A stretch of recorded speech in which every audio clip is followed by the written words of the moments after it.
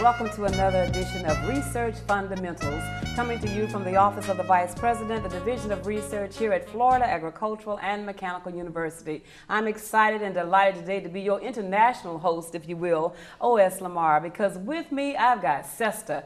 And those of you who may know me, SESTA is where I got my start as relates to my gainful employment at my undergraduate alma mater. And so to have the people, if you will, who represent the internationalization, the global thrust, everything that Florida A&M University has to offer as it relates to the marketing, if you will, of this university under our 10th president, Dr. James H. Ammons. They are up in here, up in here, up in here. So let me just share with you, behind the flags, in front of the flags, with the scroll on the table, we have first and foremost my sister girlfriend, my lunch partner at times, the director, if you will, just flew back from the nation's capital, so I know her arms are tired, in the person of Harriet A. Paul. And she comes to us today, again, as a director for what they abbreviate as, wow, it's a lot of initials, so it's a center, shall we say, focused on international agriculture, and she'll tell you about it momentarily. Then, because Dean Makola Abdullah could not be here today, otherwise engaged with SACS and that whole shut-in, lockdown process that allows us to go further with research here at the Academy, we have the Associate Dean, my friend for some X number of decades, shall we say, in the person of Dr. Comey. A lot of you may know him as, but the full name is Dr. Ogani Comey U on a PC. And then we have a young lady who is pretty and powerful in pink. And she is just back from Germany. Yes, that's right. That's how FAMU rolls. And she's going to tell us a little bit about that experience as it relates to coming from the 305 to, in fact, Germany and back to the 850. And she is from Miami as a FIPSI program scholar, Kelly Scavella rather. So she's a senior here. We've got all the other folks in the house. We need to know what's going on. So Harriet Paul, Dr. Comey, Kelly, everyone, thank you for being here. I'm just going to let it roll here because we have about 7 minutes or less after those introductions. FAMU Director selected as 2008 U.S. Department of Agriculture FAS, Foreign Agriculture Service Fellow from the faculty. What exactly does that mean, Harriet? And congratulations, by the way. Thank you, thank you. It's a pleasure to be here with you today. The fellowship from the Foreign Ag Service was quite a distinguished award that I received this year. I was very pleased. I applied and went through a competitive process and was selected to be a faculty fellow. The Foreign Agriculture Service has a program now annually where they recruit faculty from minority-serving institutions to work closely with the agency to create a better flow of information about the agency, about the requirements for career opportunities for the agency, internship opportunities for students within the agency, and the work of the agency, which is trade, exports from the U.S., as well as development initiatives now. So I had 10 days to learn all of that. Wow. Yeah, but it was a challenge and a beautiful challenge. We've got a lot of new opportunities now as a result. Well, we do know that FAMU is Florida's Opportunity University. That's right. That's part of course, why Dr. Comey is here, because now as Associate Dean in SESTA, and again, for our viewing audience, SESTA is the College of Engineering Sciences, Technology, and Agriculture. What does that mean in terms of your role working with the students, working with research, the internship opportunities, et cetera? First, let me thank you, Dr. Lamar. It's been quite a while, and it's nice to sit here in front of you with the cameras on, and thank you very much. Thank you, Dr. Comey. Yeah, in my new role as the Associate Dean of SESTA, which I really appreciate the opportunity that Dr. Abdullah has offered me to, for us to present some ideas for the future of the college. You know, it's the land grant arm of the university, and it's an opportunity here to showcase what SESTA is all about in terms of internationalizing the university programs. I have personally been involved in international programs, and being the new Associate Dean, I intend to make sure that this aspect of the college is fully appreciated in the first instance, and will also provide opportunities for students like Kelly here, who has spent time overseas and she's going to, of course, brief us more on that. So I intend to use my new position to make sure international agricultural programs is fully funded and fully supported. Absolutely. We'll make sure we have our dean on board on that. Well, no stranger to grantsmanship is the College of Engineering Sciences, Technology, and Agriculture, because if you will check our annual research report, CESA is representing. Okay, cha-ching is all I can say. And cha-ching, Kelly, you know, I will transition to you as a senior here at Florida A&M University as an international agriculture and business student. Girl, you're going to get paid, okay? And you're going to get paid not just because you look good, because you have something to bring to the table that's tangible in terms of brain power. Would you just share with our viewing audience, you know, what it's been like to be a FIPSI, if you will, program scholar, and tell us a bit about how you got involved with that. Well, I would say to be a FIPSI scholar was an honor. I was recruited basically to go overseas and to share our life experiences, to bring what the United States, or how the United States feels about agriculture, to European students. They were very nice, and from that I learned a lot. Where did you study exactly? I studied at the University of Hohenheim in Stuttgart, Germany, which is Germany? south. Yes. A little girl from Miami and FAMU went to Germany. Tell us about it. What would you like to know? Well, exactly what was the experience like? The experience, it was different at first. A lot of the time difference, we had to get used to it. At first we were very tired, but once we got over that, it was nice. The classes were challenging, I would say, and very different from the United States. Over here we might have like four exams and a final, whereas at European universities you only have one, and that was hard. So you really got to know your stuff, in other words. Yes. How long were you there at the? I was there for 4 months. Okay, so you really were kind of embedded in that Yes, whole process. in the culture, at being a student at another university, coming from FAMU. Our environment is very different from, I guess, a traditional European university. So I had to adapt. Indeed. Well, adaptation is good for all of us. And our FAMU president, you know, Dr. Ammons, he would remind us that FAMU is irreplaceable, and certainly it is, Harry, when it comes to this whole thrust, if you will, of your program. And you're going to talk about the centers, of course, as we go forward. But what I want to ask you exactly, for those who are not familiar with FIPSI, what is FIPSC? What is that exactly? FIPSI, excuse me, is an acronym for the Fund for the Improvement of Post-Secondary Education. It is a program of the U.S. Department of Education. And through this program, there's several different aspects of the program. FAMU is currently engaged in a consortium with the University of Georgia, the University of Minnesota, and FAMU as the U.S. partners, and 3 European schools, the University of Hohenheim, where Kelly attended, the University of Bocoup in Vienna, and the University of Udine in Udine, Italy. We represent a U.S. European Union consortium of higher education universities with a focus in agriculture. And we have partnered the European Union schools getting a grant through the EU Commission, and the U.S. schools, of which FAMU is a member, getting our grant from FIPSI, from the U.S. Department of Education, Fund for the Improvement of Post-Secondary Education. Ooh, just keeping up those acronyms, Dr. Coleman, that's wore me out. But I do, before we go to break, because we need to, is just to congratulate you on being a Steve Spur Award recipient as relates to technical contributions to forestry in Florida. We're just going to have you come back to talk about that. But we're going to be right back momentarily with this episode from CESTA and Research Fundamentals. Please stay with us. Diabetes is a killer. After I was diagnosed, I didn't feel sick, so I didn't listen to my doctor. Then it struck. I had a heart attack, then a stroke, and I was only 49. Most people with diabetes also have high blood pressure and cholesterol, which can cause severe heart damage. In fact, 2 out of 3 people with diabetes die from heart disease or stroke. Don't let diabetes destroy your life. Call for your free diabetes survival guide. Choose to live. And thank you for staying with us for this episode of Research Fundamentals. Yeah, I know you're checking out the international flavor of the set today here at FAMU TV 20. And that's because we are what? International.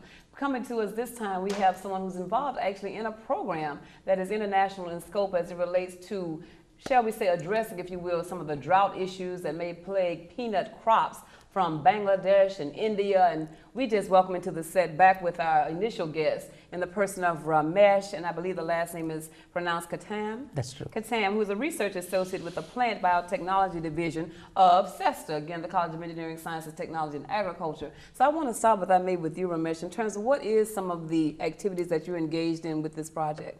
Yeah, basically, I am working with the peanut crop in solving the drought issues.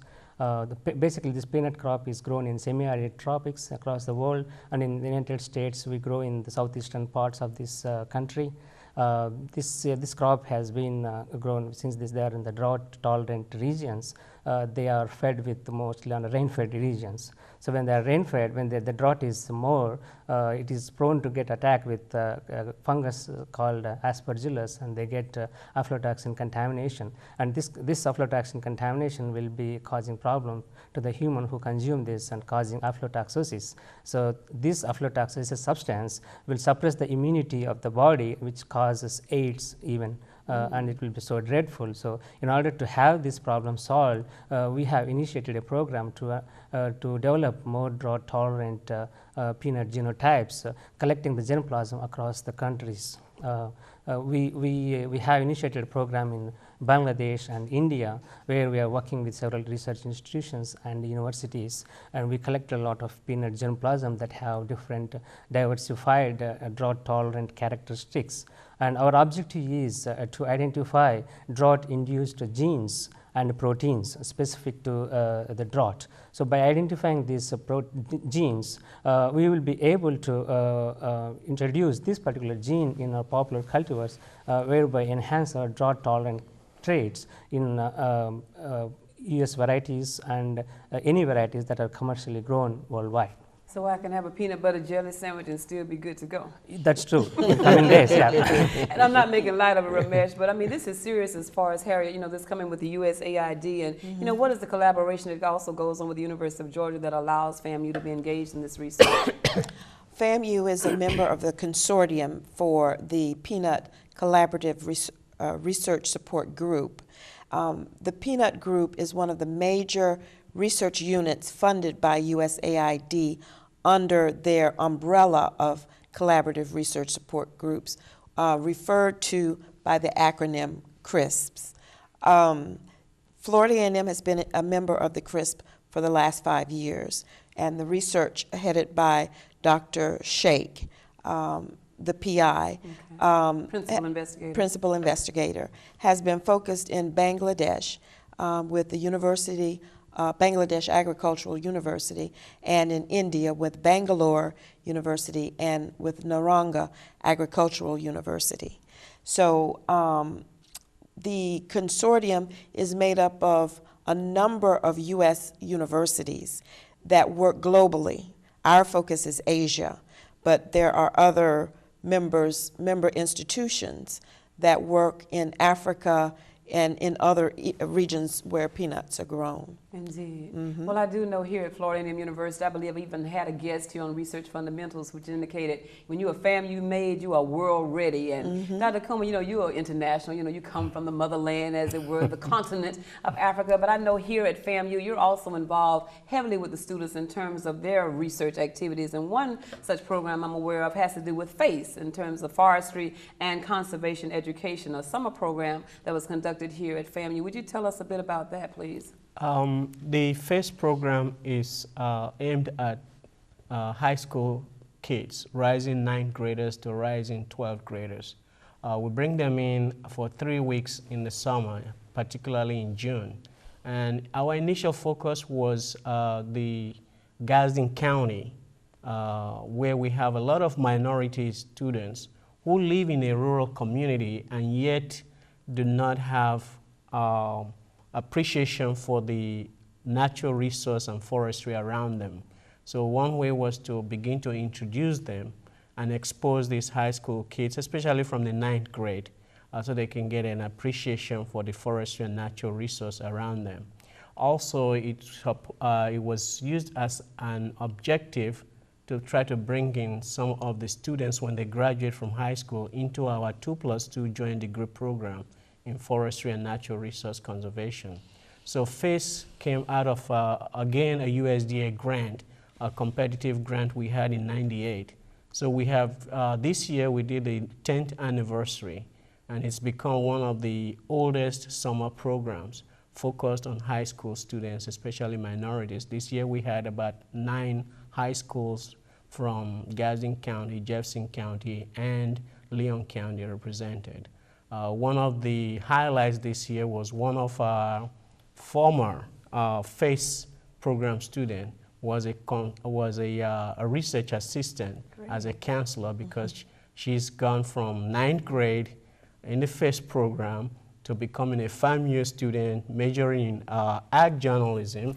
I like that combination. Right, and so we decided to use her as a role model for the high school kids, that they could go from the FACE program into college. That's a powerful pipeline, and that reminds me just to ask you, Ramesh, in terms of your role as a research associate with the Peanut Program, what is the kind of interaction you have with other institutions of higher learning as relates to this? And I guess I'm particularly interested in terms of how you spoke to the semi-arid conditions that you have to deal with. You know, what does that mean for Florida A&M University and other institutions as relates to helping our world, if you will?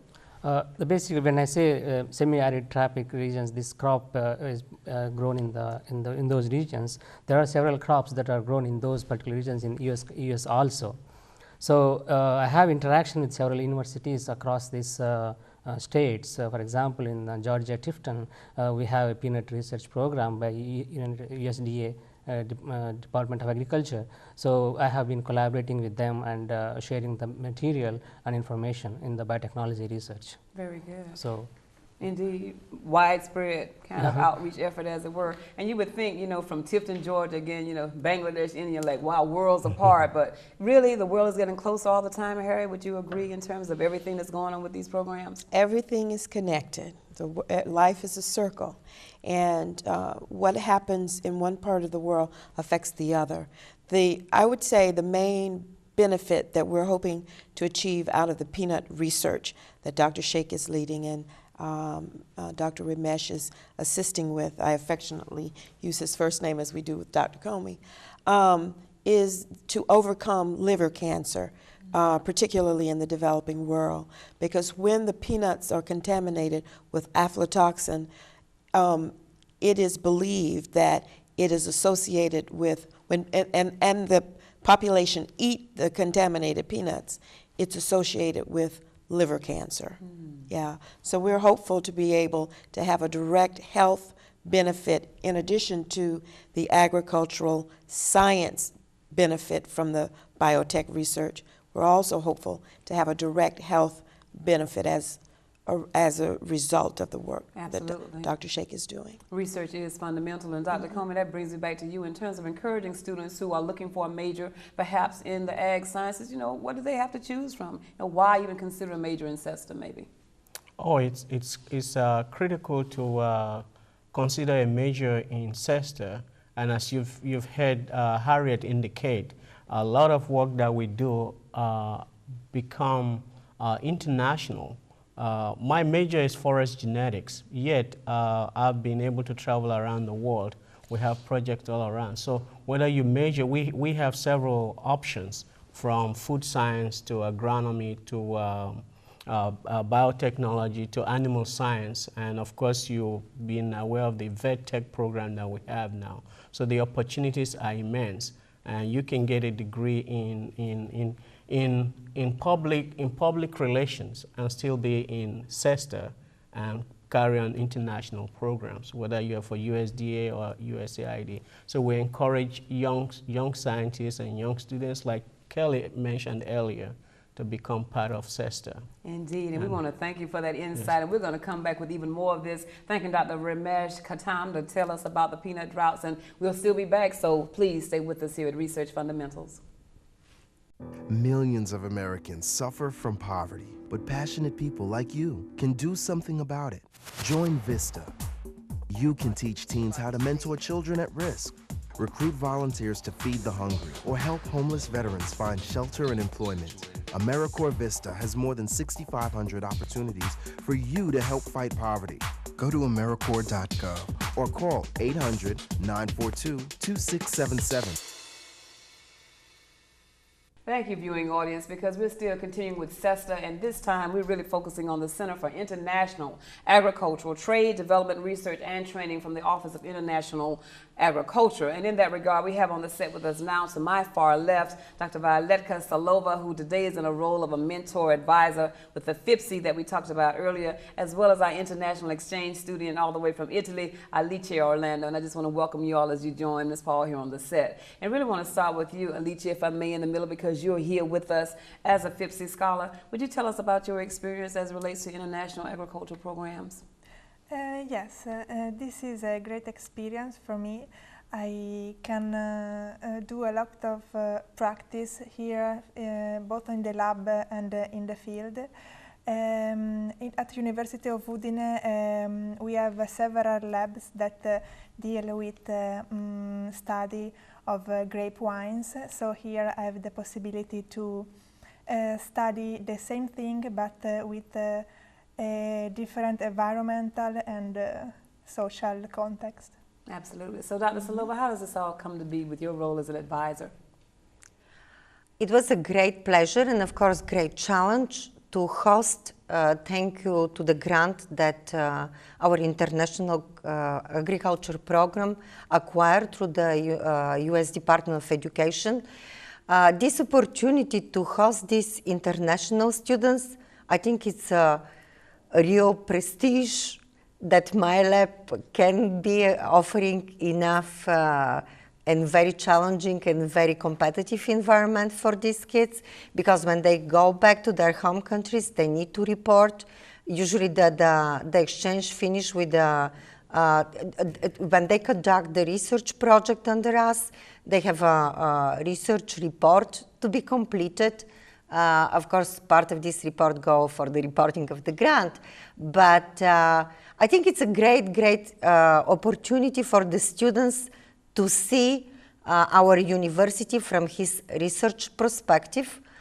Also, the important part under this program, it was that most of these students, before to enter the program, they complete the academic course that was coming as outcome, direct outcome of this program. It's called Global Seminar in Biotechnology. It's conducted based on the top technology. We are video conferencing. This is how sometimes we know by face the students that they're gonna arrive in our campus, and our students that they're going to Europe are known already in the host country. Of course, this is unbelievable contribution to our academic curriculum, additional to the biotechnology component. Everything with the leadership development, international development, as a respect of the globalization of our campus, globalization of our curriculum. Indeed. And Professor Paul, that brings me back to you, because you are truly the consummate global seminarian, shall we say. And so, I'm just listening to this, you got the FAMU, Miami, Germany thing going on. You got Alice from Italy to FAMU. Where next? Where are y'all headed next? Well, we will be leaving, Dr. Salova and I will be leaving on Sunday for a trip to Europe to meet with our current partners. Take me. Okay. South Africa first. Cape Town. We will be meeting with our current partners at the University of Udine and the University of Boku to plan our program for this coming academic year, 2008-2009, in terms of our student exchanges and our faculty exchanges for research. We will be developing a new program in France with La Salle Beauvais University, and reestablishing an internship program for our fourth-year undergraduates and graduate students in entomology. Well, we're going to have to just ask you to come back, because there's so much going on in CESTA. We can't tell it all in one shot, but we got that international flavor, and we're coming back with our close right here on Research Fundamentals. Please stay with us. It's wild and wonderful, right here. Completely mackerel. Any way you wanna say shrimp. Ask for the very best. We give you nothing less. The wild and wonderful dish. From the boats on the coast to your market, from the market to your table. Shrimp. It's wild and wonderful shrimp. Fresh from Florida, yeah. Ask for it. Coming together, launching with pride, and making the dream work takes teamwork. And that's why we're back here for this closing, if you will, of Research Fundamentals from CESTA. Again, the College of Engineering, Sciences, Technology, and Agriculture with, I'm going to call them the Supremes, because, you know, I can do that with them. But we have with us Professor Paul, the people that help you make this look so easy. And believe me, it's a challenge, but I do appreciate the hard work of Betty Hudson and Elizabeth Robinson. And Betty, who is the administrative assistant, if you will, with the Office of International Agriculture Programs. Welcome to the set of FAMU TV 20. Thank you. And of course, Elizabeth Robinson, Liz, as we affectionately refer to you, the program coordinator. You know, I'm just glad to have them here with you, Professor Paul, because Betty, you know, you'll email a sister, you'll call, you'll make it happen. What is your role to kind of make the glue, if you will, stick for this program? Well, basically, I provide the day-to-day operation management for the entire office, and from answering the phone to making it happen, that's my role. So anything it is to be done, I'm sort of like behind it all. Indeed. To make sure that it happens. And that's why we look so good here on the set of FAMU TV 20 today. And Elizabeth, you know, got to coordinate, John Witherspoon says, but what do you do in your role as program coordinator? Basically, I work with the Farmer to Farmer program and coordinating the volunteer logistics and activities between the FAMU Tallahassee headquarters office and the FAMU South Africa office. And together we pool together volunteers from all over the United States to go over to South Africa and the Caribbean to help emergent commercial farmers. And we intend to be broadcasting from Cape Town, South Africa, Research Fundamentals soon. So tell us, if you will, Professor Paul, about the Farmer to Farmer program. Well, the Farmer to Farmer program is a very new program in our portfolio and new to MSI, Minority Serving Institutions. FAMU is one of the 2 universities that received a grant, a cooperative agreement in 2003 from the agency, U.S. Agency for International Development in the Farmer to Farmer program. It was the first time that a historically black, or MSI, institution received a grant and participated in the Farmer to Farmer program as a primary contractor. The focus of the program is to provide technical assistance to small and medium scale agricultural enterprises and emergent commercial farmers, both in South Africa and in the Caribbean, in Haiti, Jamaica, and Guyana. We have a primary contract in Africa, in South Africa, and we're working with newly emergent commercial farmers in South Africa who have received agricultural land through the government of South Africa's land reform program. We're working in the Caribbean under a subcontract with Partners of the Americas, working with small farmers and other agricultural enterprises to strengthen the entire food chain, the value chain for agriculture. So it's quite an undertaking. Indeed. We're very passionate about it, and we're praying for a second 5-year term. Absolutely, and I believe it is so. And yes. Betty, that brings me back to you, because, you know, behind the scenes, you know, doing that legwork, you know, how, you know, do you make it happen in terms of, for someone like me, for example, even thinking about going to Cape Town, you know, what are the nitpicky things maybe that you do that, again, undergirds all of these efforts? Well, actually, it starts from the scope of work that's developed usually by the coordinator or one of our agricultural specialists in the field that have went out and made an assessment of what the farmer's needs are. And from that, we develop and recruit expertise from the U.S. or, well, mostly U.S., because you have to be a U.S. citizen in order to participate in our program. Qualify. Yes. And once we identify the expertise that we needed for that small farm group, then we start our recruitment process, and that started from an application to see whether or not the person has those skills that we're looking for. And then we also get them to sign an agreement that they'll take on the assignment and what our expectation of them. And then we start the recruitment process from the travel work with a travel agency. Just make it happen, get it done. Make it happen and get it done. And we're going to have to come back, Elizabeth, with you, because I know you've actually had an opportunity to go and, you know, be a part of the South African voyage, and we'll have to talk about that our next time around. But our time is up. I'm getting the wrap here on the set. So Betty Hudson, Elizabeth Robinson, Harriet Paul, I want to thank you and your entourage, shall we say, from the Dean Abdullah College of Engineering, Sciences, Technology, and Agriculture for being here on the set of Research Fundamentals today. We will have to do part 2 when we come back the next time. But until the next time, I'm your host, O.S. Lamar. Email me, os.lamar@famu.edu. Peace to you. Thanks for watching.